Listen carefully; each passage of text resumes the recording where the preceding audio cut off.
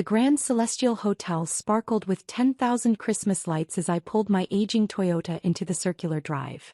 Valets in crisp uniforms rushed to handle the arriving luxury vehicles. Mercedes, Audis, even a Bentley, while my car sat idling waiting for someone to acknowledge it. "Miss." A young valet finally approached, his expression polite but his eyes telling a different story. "Are you here for an event or?" "Family gathering," I said, handing him my keys. "Under the name Chin." "Oh." His tone shifted slightly. "The Chin party. They're in the grand ballroom. You can leave your vehicle here." I grabbed my small duffel bag from the trunk. Practical, weathered, nothing like the designer luggage I'd seen being unloaded from the other cars. As I walked through the massive entrance doors, I took in every detail. The 20-foot Christmas tree in the lobby, the marble floors that I'd personally selected 3 years ago, the subtle gold accents that caught the light just right. Everything was perfect. "There she is." My brother Derek's voice carried across the lobby, loud and deliberately mocking. "We were wondering if you'd actually show up, Sophie." I turned to find Derek and his wife Amanda approaching, both dressed in outfits that probably cost more than my monthly rent. Behind them, my mother Patricia stood with my younger brother Marcus, all of them radiating that particular brand of prosperity they'd perfected. "Traffic was heavy," I said simply. "From where?" "The budget motel you're staying at?" Derek laughed. "Because surely you're not actually staying here. This place is $1,500 a night minimum." "Derek," I said quietly. "What?" "I'm just being realistic." He gestured around the opulent lobby. "Look at this place, Sophie. It's the most exclusive hotel in the city. They host celebrities, politicians, billionaires. Not customer service representatives from tech companies." My mother air-kissed my cheek, careful not to muss her makeup. "Darling, Derek has a point. We love that you came for Christmas, but there's no shame in staying somewhere more appropriate to your budget. There's a Holiday Inn about 15 minutes away." "I have a reservation here," I said. "You do?" Marcus looked surprised. "How did you afford that?" "I manage." Amanda, my sister-in-law, laughed, a tinkling sound that probably seemed charming to most people. "Sophie, sweetie, managing doesn't cut it at the Grand Celestial. This is where Derek and I spent our honeymoon. Cost us $20,000 for 3 nights. They don't do budget rooms." "I'm aware of the pricing," I said. "Then you must have maxed out every credit card you own," Derek said. "Which is irresponsible, honestly. Mom, you should talk to her about financial planning." My mother sighed. "Sophie's always been impulsive. Remember when she turned down that stable accounting job to work in tech support? We tried to warn her." A group of hotel staff walked past and I recognized Victoria, one of my front desk managers. She caught my eye and gave a subtle nod. "Not yet, I told her earlier. Let them talk first." "The Chin party has reserved the grand ballroom for the evening," Marcus said, consulting his phone. "Full catering, premium bar, the works. Derek's treating everyone. Dad would have been proud, his eldest son making the family gathering something spectacular." "I'm sure it'll be lovely," I said. "It will be. Unlike some people, I know how to celebrate in style." Derek's chest puffed out slightly. "I've invited some business associates too. Important people. The kind who expect a certain level of sophistication. Which is why we're concerned about your presentation," Amanda added, eyeing my jeans and simple sweater. "This is a formal event, Sophie. Please tell me you brought something appropriate to wear." "I brought clothes. From Target." Derek snorted. "Jesus, Sophie. This is embarrassing." "Language," my mother chided, but she was looking at me with that familiar disappointed expression. "Sophie dear, you know we love you, but you have to understand, tonight is important for Derek's business relationships. We can't have you looking like you just came from work at a call center." "Tech support," I corrected. "Not a call center." "It's the same thing, isn't it?" Marcus shrugged. "Phone work. Customer complaints. Not exactly prestigious." I watched them, these people who shared my DNA but knew almost nothing about my actual life. Derek, who'd taken over our father's import business and run it competently if not brilliantly. Marcus, who worked in middle management at a pharmaceutical company. My mother, who'd married well twice and considered that her greatest accomplishment. None of them had ever asked what I actually did in tech support. They just assumed. The reservation desk is this way, Derek said, gesturing. You should check in before the evening events start. And Sophie? Maybe see if they have a house phone you can use to call that Holiday Inn. I'm serious about this. You can't afford to be here. We approached the gleaming check-in desk where 3 staff members worked efficiently. I recognized all of them, Martin, Elena, and James. They'd been with the hotel since opening day. Reservation under Sophie Chin, I said to Elena. Her fingers flew over the keyboard and I watched her eyes widen slightly. Yes, Ms. Chin. We have you in the penthouse suite. The silence behind me was deafening. The penthouse suite? Derek's voice cracked slightly. That's the most expensive accommodation in the hotel. $5,000 per night, Amanda whispered. I looked at it for our honeymoon, but even Derek couldn't justify it. Elena maintained her professional composure. Miss Chin, your suite is ready. We've stocked it according to your preferences. Sparkling water, Earl Grey tea, fresh orchids. Is there anything else you need? That will be fine, thank you. There's been a mistake, my mother interjected. My daughter couldn't possibly afford the penthouse suite. Perhaps you've confused her with another guest. Elena glanced at me, a question in her eyes. I gave her a slight nod. No mistake, ma'am. Ms. Sophie Chin, penthouse suite, 5 nights, all amenities included. 5 nights. Marcus's voice squeaked. That's $25,000. Sophie, what have you done? My mother's hand flew to her chest. Have you stolen someone's identity? Is this fraud?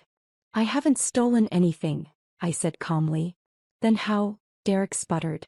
Tech support doesn't pay that kind of money. Even senior positions cap out at what, $70,000 a year?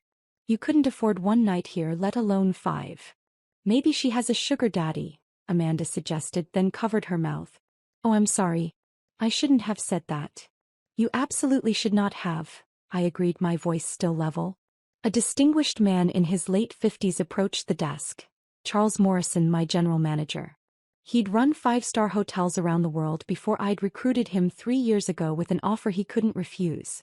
Good evening, he said with a warm smile. Miss Chin, wonderful to see you. I trust your drive was pleasant. It was, thank you, Charles. Charles. Derek looked between us. You're on a first-name basis with the general manager? Miss Chin is one of our most valued guests, Charles said smoothly. We're always delighted when she stays with us. But she's here every Christmas, my mother protested. You're saying she stays here every year? In the penthouse. Among other times, Charles confirmed. Miss Chin has excellent taste in accommodations. This is insane. Derek turned to me. Sophie, you need to explain what's going on. Have you been embezzling? Taking out massive loans? Because there's no legitimate way you can afford this lifestyle. Derek, I think you should lower your voice, I said quietly. You're creating a scene. I'll create whatever I want. You show up here pretending to afford luxury accommodations while the rest of us work honestly for our money. Honestly. I raised an eyebrow. You inherited Dad's business, Derek. You didn't build it. His face reddened. I've grown it. I've doubled revenue in 5 years. Have you? I kept my tone neutral. Because last I heard from Dad's old partner, revenue was actually down 18%. You've been cutting corners on quality to maintain profit margins and it's starting to show. How would you know anything about my business? I pay attention. Charles cleared his throat delicately. Perhaps this conversation would be better held in private? We do have other guests checking in. No, Derek said firmly. I want answers now. Sophie, where did you get the money for this hotel? I looked at my mother, at Marcus, at Amanda, at Derek's furious face. They were all waiting, convinced they were about to uncover some scandal, some proof that I'd failed just as spectacularly as they'd always predicted. I work for it, I said simply. Tech support doesn't pay this much. You're right. Tech support doesn't. Then what? My mother stopped. Sophie, what exactly do you do? I told you at Thanksgiving 3 years ago. You weren't interested in the details. Marcus frowned. You said you were working on a startup. Something with software. Not exactly. Then what? Derek demanded. Victoria appeared at Charles's side carrying a tablet. Excuse me, Mr. Morrison. The final numbers from the Christmas Eve gala are ready for your review. Revenue exceeded projections by 22%. Excellent. Charles glanced at the tablet, then at me. Miss Chen, would you like to review these now or after you've settled in? My mother's voice was faint. Why would Sophie review the hotel's revenue numbers? Charles looked surprised. Because she's the owner, of course. The lobby seemed to stop. Guests walking past paused. Staff members who'd been studiously ignoring our conversation turned to stare. My family stood frozen like someone had pressed pause on reality. Owner, Derek finally repeated. Owner of what? The Grand Celestial Hotel, Charles said, clearly confused by the question. Miss Chen founded and owns the entire property. Has for 3 years now. That's impossible. My mother shook her head. Sophie works in tech support. He drives a Toyota. She wears clothes from Target. I do wear clothes from Target, I confirmed. They're comfortable. But, owner. Marcus looked around the massive lobby at the Christmas decorations, at the evidence of wealth and success everywhere. This hotel must be worth. The property is valued at approximately $240 million, Charles provided helpfully. Though Miss Chen owns it outright, no mortgage. She purchased the land and financed construction through a combination of personal funds and investor capital. The hotel's been profitable since month 3 of operations. Amanda sat down heavily in one of the lobby chairs. $240 million. Sophie. My mother's voice was strange. Is this true? Yes. But, how? The startup I mentioned at Thanksgiving. Remember? You said you were too busy to hear about another one of my little projects. Derek's face had gone pale. What startup? I developed a customer relationship management platform for luxury hospitality. It integrates booking systems, guest preferences, concierge services, housekeeping and revenue management into one seamless interface. I sold it to 3 major hotel chains for $85 million 6 years ago. Silence. 6 years ago you were 26, Marcus said slowly.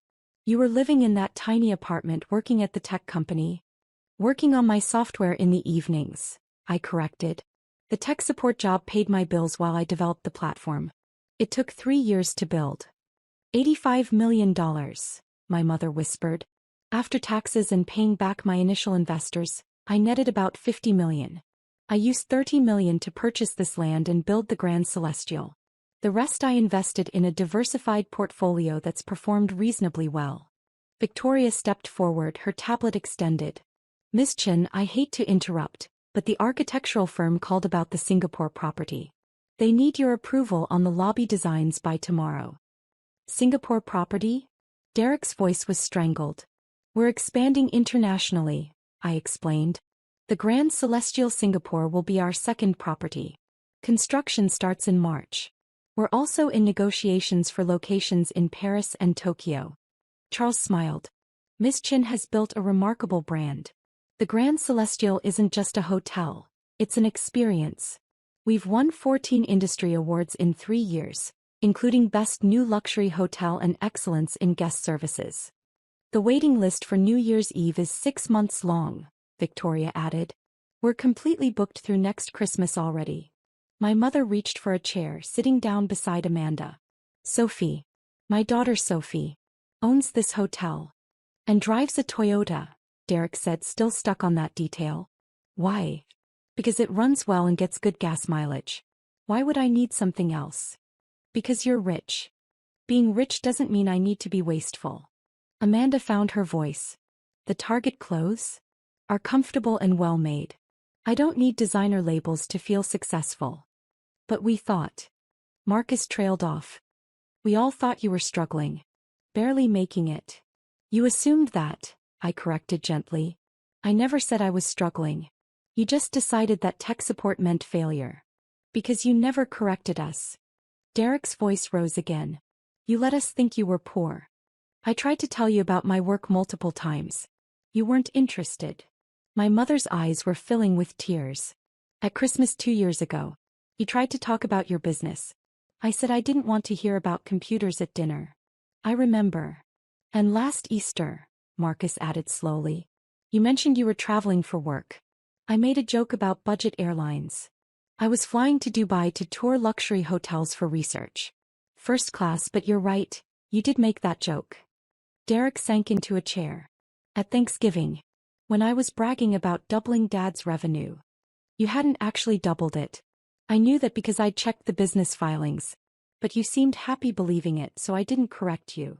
This whole time, my mother said softly, we've been patronizing you, feeling sorry for you, making little comments about your car, your clothes, your simple life. Yes. Why didn't you stop us? I tried. You didn't listen. After a while, I realized you needed to believe I was struggling. It made you feel better about your own choices. Charles's phone buzzed. He checked it and smiled. Miss Chin, the mayor's office called. They want to confirm your attendance at the New Year's charity gala. You're receiving the Entrepreneur of the Year award. The mayor knows her? Marcus's voice was weak. Miss Chin is quite prominent in the business community, Charles said. She sits on the boards of 3 nonprofits, mentors young entrepreneurs, and has donated over $10 million to local charities in the past 3 years. 10 million, Derek repeated numbly. The Grand Celestial also provides free venue space for charitable events, Victoria added. Last month, we hosted a fundraiser for children's literacy. Miss Chin personally donated matching funds that raised over $500,000. My mother was crying now quietly. We've been horrible to you. You've been dismissive, I agreed. There's a difference. Is there? Derek looked at me, really looked at me, maybe for the first time in years. Sophie, we've spent years making fun of your car, your clothes, your job, your life. And all that time, you were more successful than any of us. Success isn't a competition, Derek. Isn't it though? Dad always said. Dad said a lot of things. Some of them were wrong. Marcus stood up, walking closer to me. Why are you here? For Christmas, I mean. After how we've treated you, why spend the holiday with us? Because you're my family. And I kept hoping that eventually, you'd see past your assumptions and actually ask about my life. We never did, my mother said. Not once. No. A well-dressed couple approached the desk, clearly waiting to check in. Charles gestured to Elena to help them while he stayed with us. The grand ballroom, Derek said suddenly. I booked it for tonight. For our family gathering. I know. I approved the reservation. You approved. Of course you did. It's your hotel. He laughed, a slightly hysterical sound. I've been bragging about treating the family to a fancy dinner at the Grand Celestial, and it's your hotel. The ballroom looked beautiful when I toured it this morning, I said. Chef Michael has planned an excellent menu. Chef Michael, Amanda repeated. The one with the Michelin star. We were very fortunate to recruit him. My mother wiped her eyes carefully, trying not to smudge her makeup. Sophie, I don't know what to say. How to apologize for years of condescension. I supplied gently. Dismissiveness. Assumptions. All of that. You could start by asking questions instead of making assumptions. What do you want us to ask? I thought about it. Ask me about my work. My goals. Why I built this hotel. What I'm planning for the future. Ask me about my life instead of telling me what's wrong with it. Derek stood up, walking to the massive windows that overlooked the hotel's landscaped grounds. This is incredible. All of this. And we had no idea. You didn't want to know. He turned back. That's fair. That's completely fair. He took a breath. Sophie, tell me about the hotel. Why this? Why hospitality? Because I believe luxury should include warmth. Most high-end hotels are cold, impersonal. I wanted to create spaces that were both elegant and welcoming, where guests feel valued, not just processed. The software you developed, Marcus said. The CRM platform. That's what made this possible. It gave me the capital and the industry connections. But the vision was always there. Even when I was working tech support, I was studying hospitality, touring hotels, learning what worked and what didn't. Victoria approached again, this time with a small wrapped box. Miss Chin, this arrived for you. From the Singapore architectural firm. They said it's a model of the proposed lobby. I took the box, feeling its weight. Thank you, Victoria. There's more, she said quietly. The Tokyo investors called. They're ready to sign. They want to meet next week. Tokyo. My mother's voice was steadier now. You're building hotels in Tokyo? If the negotiations go well. It's a competitive market, but I think we have something unique to offer. Charles checked his watch. Miss Chen, the evening staff briefing is in 20 minutes. Did you still want to attend? I do. You brief your own staff? Derek asked. During holidays, yes.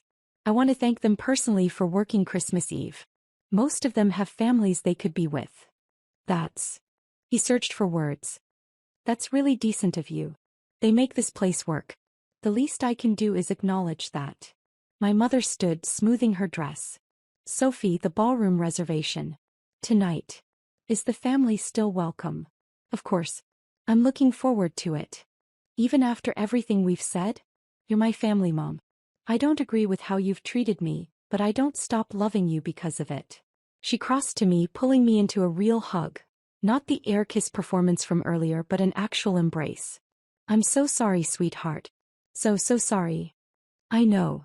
I have so many questions. About the software, the hotel, your plans. Everything. We have 5 days together. Plenty of time for questions. Derek approached, his expression uncertain. Sophie, I've been a complete ass. For years. Yes, you have. Is there a way to fix this? You can start by being genuinely interested in my life instead of just shocked by my bank account. Fair. He managed a small smile. I'd like that. To actually know my sister. Marcus joined us. Me too. And Sophie? I'm sorry.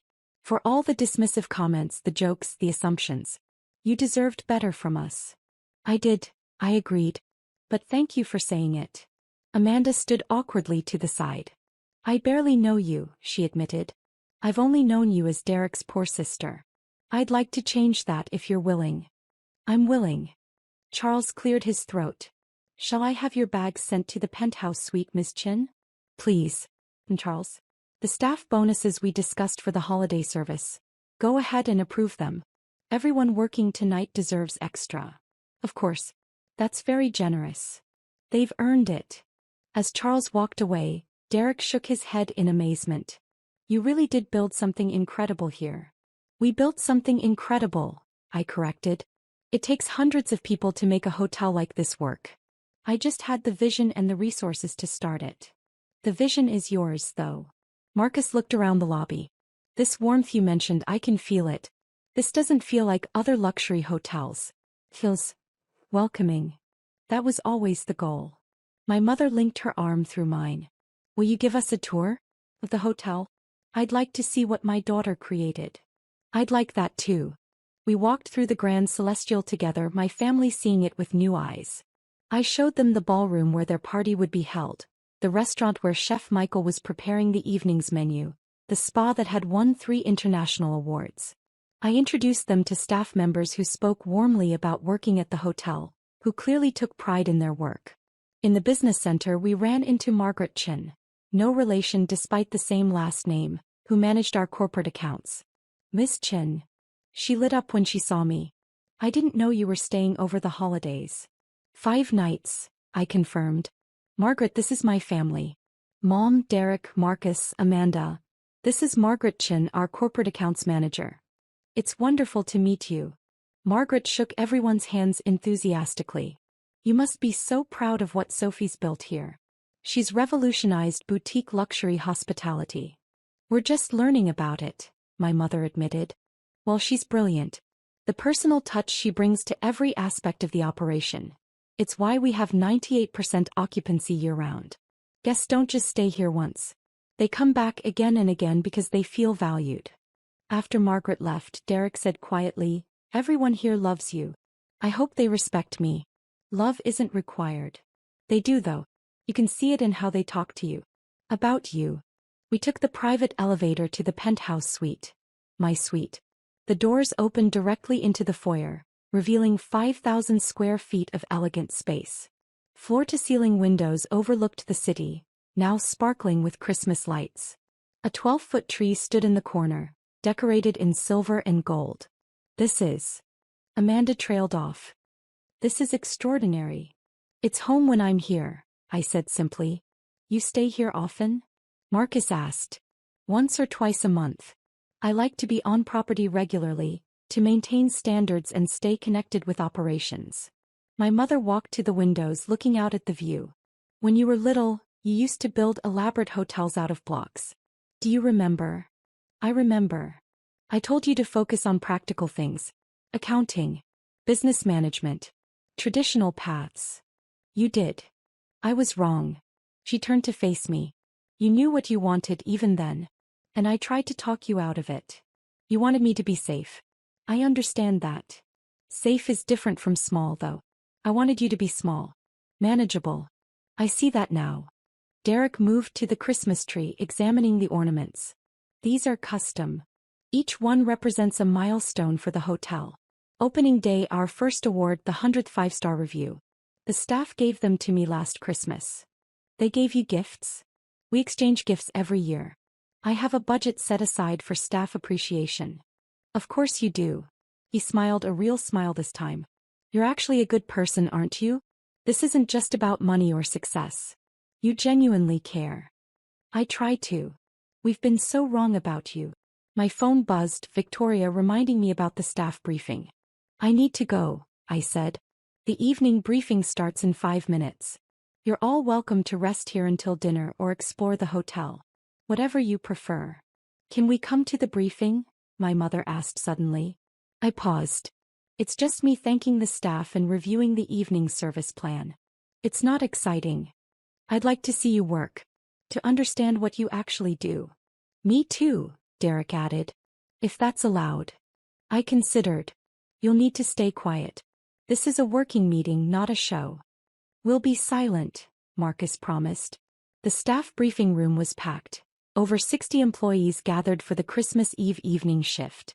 They stood when I entered, a courtesy I'd never asked for but they insisted on. Please sit, I said, taking my place at the front. And thank you all for being here tonight. I know many of you have families waiting at home, celebrations you're missing.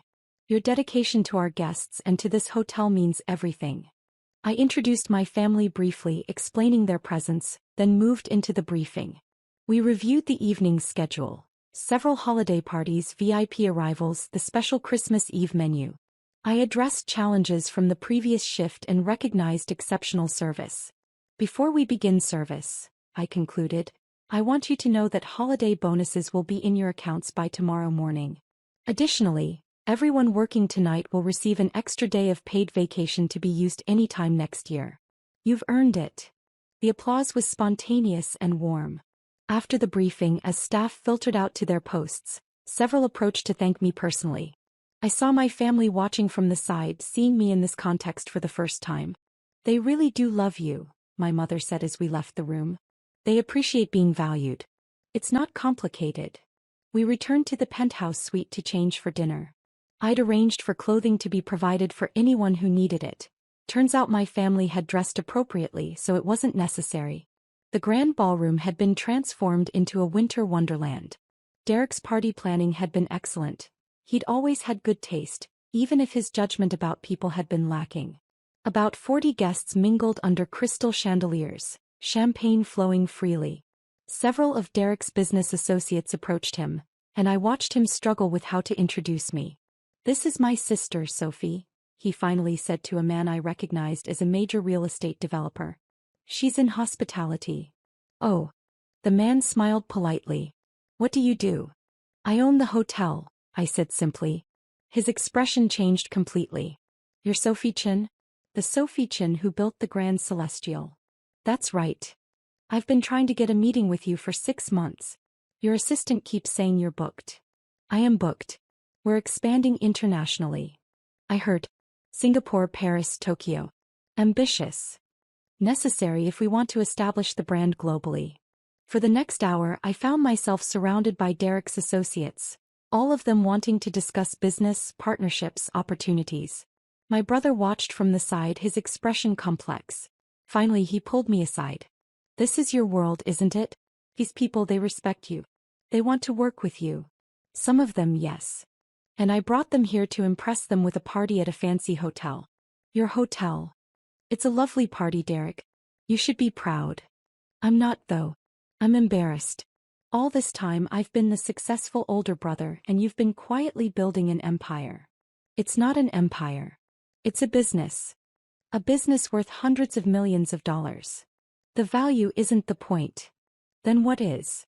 I thought about it. Creating something meaningful. Building spaces where people feel valued and welcomed. Proving that luxury and warmth aren't mutually exclusive. You've done that. Everyone can see it. I hope so. Dinner was spectacular. Chef Michael had outdone himself. As we ate, my family asked questions. Real questions about my work, my plans, my vision. They listened to my answers, actually listened instead of waiting for their turn to talk. The Singapore property, my mother said over dessert.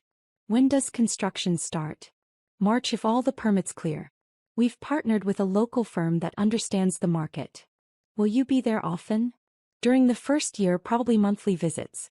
Once operations stabilize, quarterly reviews should suffice. That's a lot of travel. It's necessary. I can't build a culture of attentiveness if I'm not willing to be present myself. Marcus leaned forward. The staff clearly adores you. How do you maintain that across multiple properties?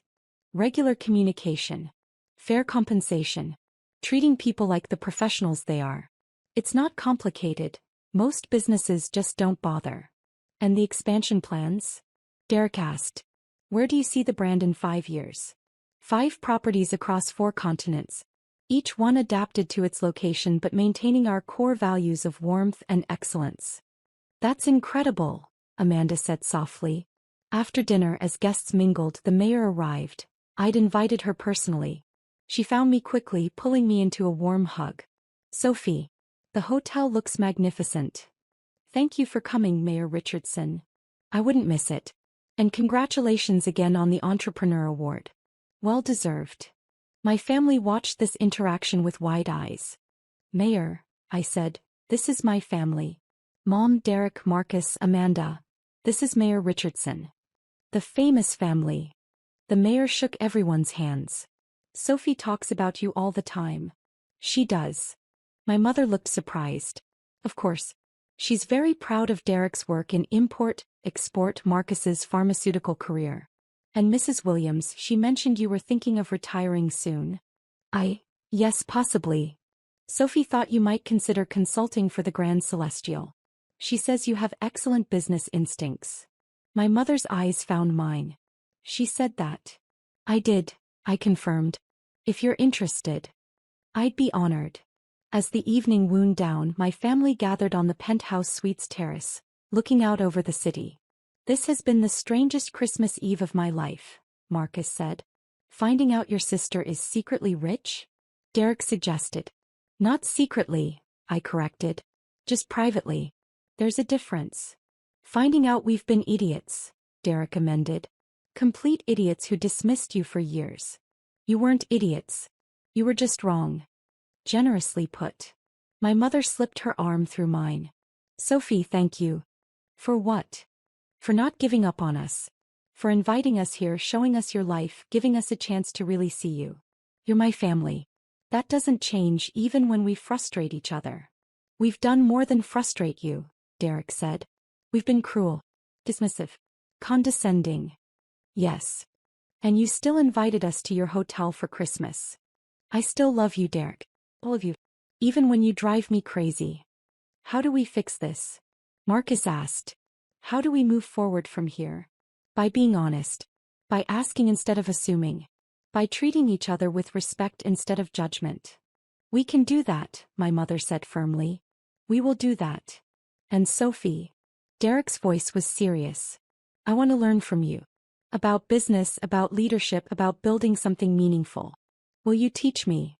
If you're genuinely interested. I am. I've been coasting on Dad's legacy for years. I want to actually build something of my own. Then I'll help you.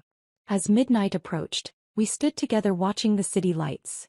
A family that had been broken by assumptions and pride, now tentatively rebuilding on a foundation of honesty. Next Christmas, my mother said, I want to host. To my house. Just family. No business associates, no parties. Just us talking honestly. I'd like that, I said. Me too, Derek added. And Sophie? I promise. No more jokes about your car. I don't mind jokes about my car. Just ask me about the rest of my life too. Deal. The grand celestials sparkled below us, every window glowing warm against the winter night. My hotel. My vision. My success. But standing with my family, beginning to truly connect for the first time in years, I realized success had many definitions. The hotel was one kind of achievement. This moment, this honest connection with people I loved, was another entirely. And as Christmas Day began, I was grateful for both.